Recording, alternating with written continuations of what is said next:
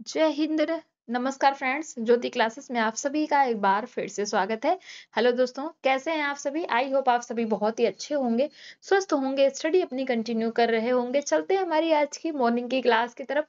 सभी को सुप्रभात, गुड मॉर्निंग। देखते हैं आज के दिन क्या है कुछ खास। आज है 24 सितंबर। जी हाँ, आज डेट कौन सी है? आज 24 सितंबर है और इसके बारे में हम चर्चा करेंगे। वैसे तो आज कोई महत्वपूर्ण दिवस आज के दिन नहीं मनाया जाता, इसीलिए हम एक ऐतिहासिक घटना के बारे में बात करेंगे कि आज के दिन कौन सी ऐतिहासिक घटना हुई थी जो कि बहुत ही इंपॉर्टेंट है। एग्जाम में इससे रिलेटेड क्वेश्चन बनते ही बनते हैं।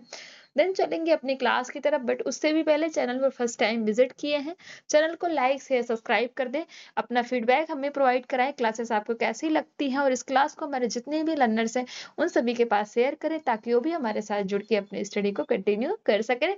तो विदाउट टाइम वेस्ट किए स्टार्ट करते हैं आज की क्लास एक प्यारी सी सुबह के साथ। तो देखते हैं सबसे पहले तो आज का इतिहास कि 24 सितंबर का क्या इतिहास है। तो फ्रेंड्स, 24 सितंबर को ध्यान दीजिए। 24 सितंबर का ऐतिहासिक महत्व क्या है? पूना पैक्ट। पूना पैक्ट 1932। जी हाँ, पूना पैक्ट 1932। अब पूना पैक्ट 1932 है क्या? तो 1932 में पुणे के एरवड़ा केंद्रीय कारागार में डॉक्टर भीमराव अंबेडकर और महात्मा गांधी के बीच एक ऐतिहासिक समझौता हुआ जिसे पुणे पैक्ट कहा जाता है। तो पूना पैक्ट क्या है आपको पता होना चाहिए। तो भीमराव अंबेडकर और महात्मा गांधी के बीच एक ऐतिहासिक समझौता हुआ 1932 में। इसी को क्या कहा जाता है? पुणे पैक्ट, जिसे पुणे पैक्ट कहा जाता है। इसका महत्व क्या है? तो यह समझौता भारतीय समाज में अछूतों के अधिकारों की रक्षा के लिए किया गया। क्यों किया गया ये पुणे पैक्ट का समझौता? तो यह समझौता भारतीय समाज में अछूतों की अधिकारों की रक्षा के लिए किया गया। इसमें अछूतों को अलग निर्वाचनी प्रतिनिधित्व अर्थात सेपरेट इलेक्टोरेट्स की जगह संयुक्त निर्वाचनी प्रतिनिधित्व अर्थात ज्वाइंट इलेक्टोरेट्स का अधिकार मिला।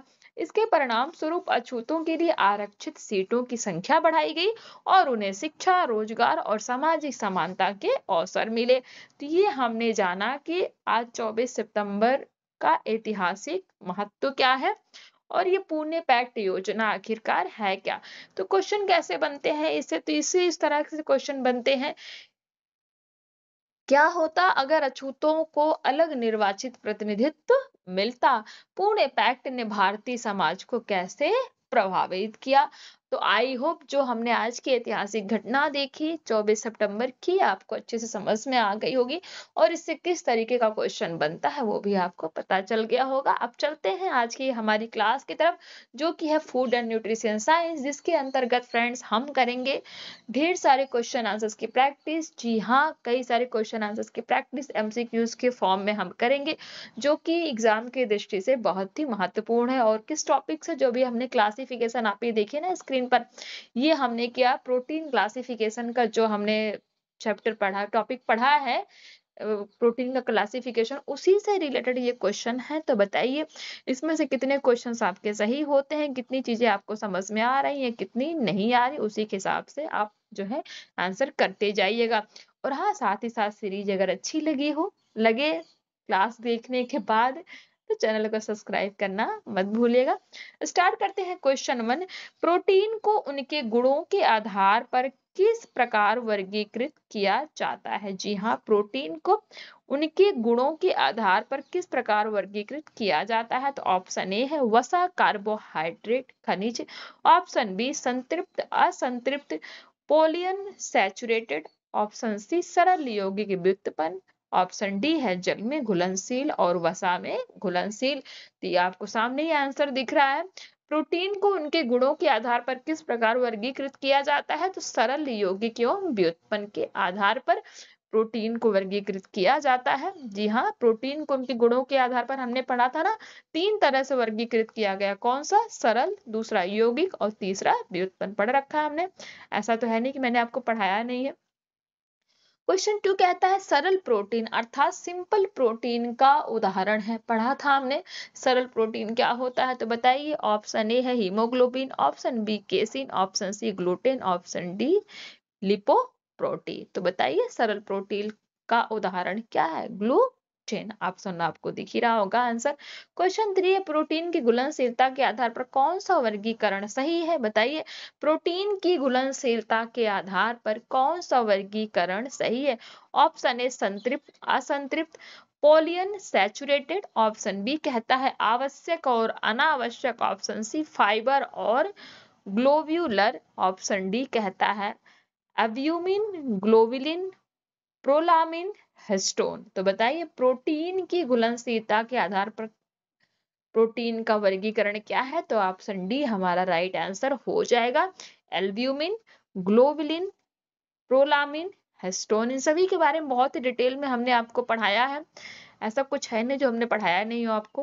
क्वेश्चन 4 कहता है एल्ब्यूमिन प्रोटीन किसमें घुलनशील होता है? जी हाँ, एल्ब्यूमिन प्रोटीन के बारे में हमने चर्चा की थी अपनी क्लास में। तो बताइए एल्ब्यूमिन प्रोटीन किसमें घुलनशील होता है? अभी तक अगर आपने अच्छे से क्लास देखी है तो आंसर आपको पता ही होगा। देखते हैं ऑप्शन की तरफ चलते हैं।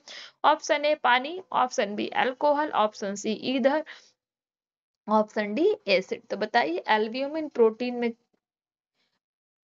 किसमें घुलनशील होता है? तो एल्ब्यूमिन प्रोटीन पानी में घुलनशील होता है। राइट ऑप्शन ए आपका सही हो जाएगा। क्वेश्चन 5 कहता है भौतिक गुणों के आधार पर प्रोटीन का मुख्य वर्गीकरण क्या है? बताइए भौतिक गुणों के आधार पर प्रोटीन का मुख्य वर्गीकरण बताइए। ऑप्शन ए आवश्यक और अनावश्यक, ऑप्शन बी यौगिक एवं व्युत्पन्न, ऑप्शन सी पौधों एवं पशु स्रोतों से प्राप्त, ऑप्शन डी फाइबर एवं ग्लोब्यूलर। तो बताइए भौतिक गुणों के आधार पर प्रोटीन का मुख्य वर्गीकरण क्या है? आपको सामने ही आंसर दिख रहा है। ऑप्शन डी है हमारा फाइबरस एवं ग्लोब्यूलर। ओके, क्वेश्चन 6 की तरफ चलते हैं। कौन सा प्रोटीन फाइबरस प्रोटीन है? क्या है क्वेश्चन आपका 6 कि कौन सा प्रोटीन फाइबरस प्रोटीन है? ऑप्शन ए आपको दिख रहा है insulin, option B keratin, option C haemoglobin, option D albumin. तो आपको सामने आंसर दिख ही रहा है। कौन सा प्रोटीन फाइबरस प्रोटीन है? तो आंसर क्या हो जाएगा? Keratin. Option B is right answer. Question 7 कहता है स्रोतों के आधार पर प्रोटीन का वर्गीकरण कैसे किया जाता है? जी हाँ, सोर्सेस के आधार पर प्रोटीन का वर्गीकरण कैसे किया जाता है? आपको सामने ही आंसर दिख रहा है। ऑप्शन ए घुलनशील और अघुलनशील, ऑप्शन बी सरल और यौगिक, ऑप्शन सी आवश्यक और अनावश्यक, ऑप्शन डी कहता है पौधा आधारित और पशु आधारित, यानी कि पेड़ पौधों से और पशु से आधारित। तो स्रोतों के आधार पर प्रोटीन का वर्गीकरण क्या है? ऑप्शन डी हमारा राइट आंसर हो जाएगा, जैसा कि आपको स्क्रीन पर दिख ही रहा है। क्वेश्चन 8 कहता है निम्नलिखित में से कौन सा प्रोटीन पौधों से प्राप्त होता है? Option A casein, option B soya protein, option C collagen, option D myosin. तो आपको आंसर दिख ही रहा है कि निम्नलिखित में से कौन सा प्रोटीन पौधों से प्राप्त होता है? तो सोया प्रोटीन क्या है? पौधों से प्राप्त होता है। बाकी जो केसिन है, कोलाजन है, मायोसिन है, ये बताइए किन से प्राप्त होता है? इन सभी के बारे में हमने पढ़ा। क्वेश्चन 9 है पशु स्रोत से प्राप्त प्रोटीन का उदाहरण है, यानी कि कौन सा ऐसा आपको ये दिख रहा है ऑप्शन में जो कि पशु स्रोतों से प्राप्त किया जाता है? तो उदाहरण बताइए। ऑप्शन ए दाल, ऑप्शन बी गेहूं, ऑप्शन सी मछली, ऑप्शन डी सोया। तो आंसर क्या हो जाएगा? मछली। मछली हमें कहाँ से प्राप्त होता है? मछली में प्रोटीन पाया जाता है। तो मछली हमें कहाँ से प्राप्त होता है? पशु से पाया जाता है, यानी कि एनिमल सोर्सेस से हमें मछली प्राप्त होती है। क्वेश्चन 10 है कौन सा प्रोटीन व्युत्पन्न प्रोटीन है? क्या कौन सा ऐसा प्रोटीन है जो व्युत्पन्न यानी कि डिराइव्ड प्रोटीन है? Option A albumin, option B gluten, option C peptone, option D casein. तो कौन सा प्रोटीन व्युत्पन्न है? तो आंसर क्या हो जाएगा? ऑप्शन सी पेप्टोन क्या है? ये व्युत्पन्न अर्थात डिराइव्ड प्रोटीन है। क्वेश्चन 11 प्रोटीन को उनके गुणों के आधार पर कितने वर्गों में बांटा गया है? भौतिक के आधार पर हम भौतिक गुणों के आधार पर हमने देख लिया, घुलनशीलता के आधार पर देख लिया। अब प्रोटीन के गुणों के आधार पर कितने वर्गों में बांटा गया? Option A 2, option B 3, option C 4, option D 5। तो हमने पढ़ा था कितने वर्गों में बांटा गया है उनकी गुणों के आधार पर प्रोटीन को? तो 3 वर्गों में। Option B is right answer हो जाएगा। और वो 3 वर्ग कौन से हैं? कमेंट बॉक्स में ये लिखना मत भूलिएगा, क्योंकि आपको पता होना चाहिए। क्वेश्चन 12 सरल प्रोटीन का उदाहरण बताइए। तो कितना इजी क्वेश्चन लाया है हमने। आंसर क्या हो जाएगा आपका? केराटीन। हीमोग्लोबिन किसका उदाहरण है? लिपो प्रोटीन किसका उदाहरण, इसका भी आंसर आप हमें प्रोवाइड कराइए। क्वेश्चन 12 जैसा हमने देखा सरल प्रोटीन का उदाहरण क्या है, तो ऑप्शन बी हमारा केराटिन। क्वेश्चन 13 यौगिक प्रोटीन में क्या पाया जाता है, जी हाँ, यौगिक प्रोटीन यानी कि कंजक्टेड प्रोटीन की भी हमने बात की थी कि नहीं की थी। ऐसा जितने भी क्वेश्चन अभी तक हमने किए हैं फ्रेंड्स, बताइए इसमें से ऐसा कौन सा क्वेश्चन है जो कि हमने आपको, ऐसा कौन सा ऐसा क्वेश्चन में टॉपिक है जो हमने आपको नहीं पढ़ाया है। सब कुछ हमने पढ़ा, ये क्वेश्चन बनाना, इसीलिए मैंने इसको खुद बुक से जो हमने आपको पढ़ाया उसी से रिलेटेड क्वेश्चन आपको हमने दिए हैं कि आपको इसको सॉल्व करने में समस्या ना हो। आप ये ना सोचें कि हाँ क्वेश्चन आंसर्स तो करा रहे हैं बट इसको तो पढ़ाया ही नहीं तो हमें कहाँ से ही आएगा है। आप देखिए कि क्लास उठा के, जिसने नहीं देखा है तो क्लास देखिए, ऐसा कुछ भी नहीं है जो पढ़ा नहीं है हमने। तो क्वेश्चन 13 कहता है यौगिक यानी कंजक्टेड प्रोटीन में क्या पाया जाता है। ऑप्शन ए केवल अमीनो अम्ल, ऑप्शन बी अमीनो अम्ल प्लस अन्य समूह, ऑप्शन सी केवल वसा, ऑप्शन डी केवल शर्करा। तो यौगिक प्रोटीन में अमीनो अम्ल प्लस अन्य समूह पाए जाते हैं, ऑप्शन बी आपका राइट आंसर हो जाएगा। क्वेश्चन 14 कहता है व्युत्पन्न अर्थात डेराइव्ड प्रोटीन किसे कहते हैं। सामने ही आपको आंसर दिख गया, चलिए फिर भी बोल देते हैं। ऑप्शन ए जो हाइड्रोलोसिस से बने होते हैं, ऑप्शन बी जो केवल पौधों से मिले, ऑप्शन सी जो पानी में ना घुले, ऑप्शन डी कहता है जो रेसे जैसे हो। तो डिराइव्ड प्रोटीन किसे कहते हैं, ऐसे प्रोटीन को जो हाइड्रोलिसिस से बने हो।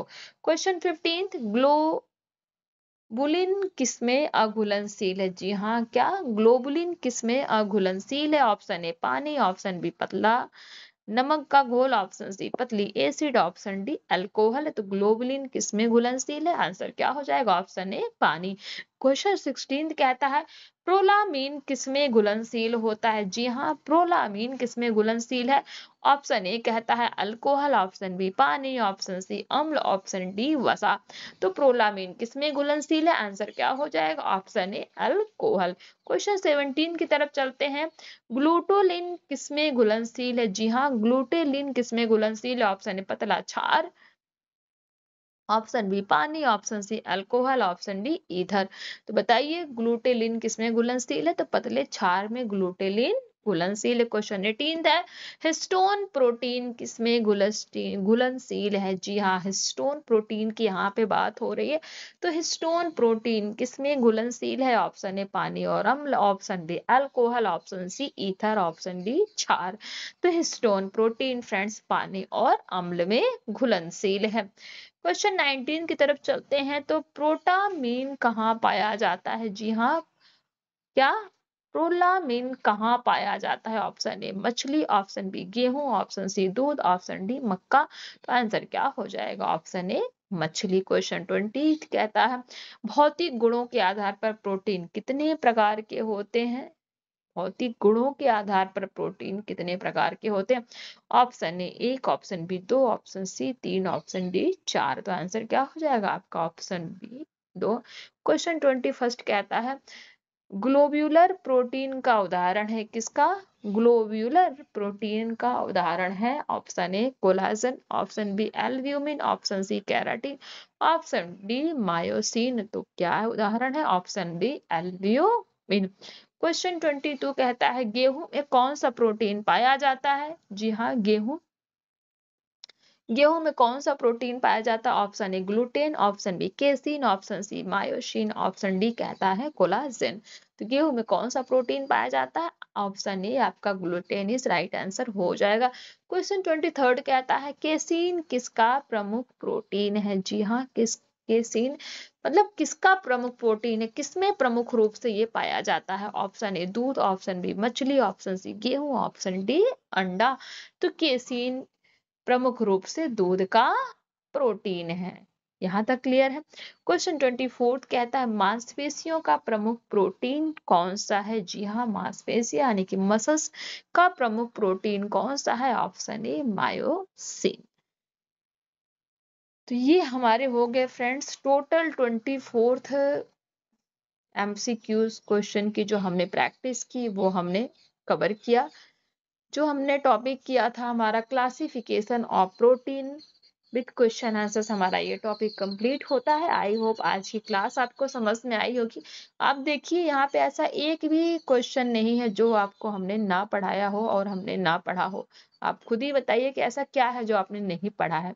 ऐसा कोई क्वेश्चन ऐड ही नहीं किया जिसके बारे में हमने चर्चा ना की हो अपने क्लास में। फिर भी कहीं कुछ रह जाता है, कोई ऐसा वर्ड है, कोई ऐसा कोई क्वेश्चन है जो आपको समझ में ना आया हो कि हाँ इस क्वेश्चन को हमने, इससे रिलेटेड टॉपिक हमने नहीं पढ़े हैं, तो आप कमेंट के माध्यम से पूछ सकते हैं। आपकी हर एक क्वेरी सॉल्व की जाएगी। और क्लास देखने के बाद बताना मत भूलिएगा आज की क्लास आपको कैसी लगी। मिलते हैं एक नेक्स्ट क्लास में एक नए टॉपिक के साथ। तब तक के लिए जय हिंद, नमस्कार। हंसते रहिए, मुस्कुराते रहिए, एक दूसरे की हेल्प करते रहिए। और हाँ, साथ ही साथ फीडबैक दे के चैनल को सब्सक्राइब करना मत भूलिए। धन्यवाद।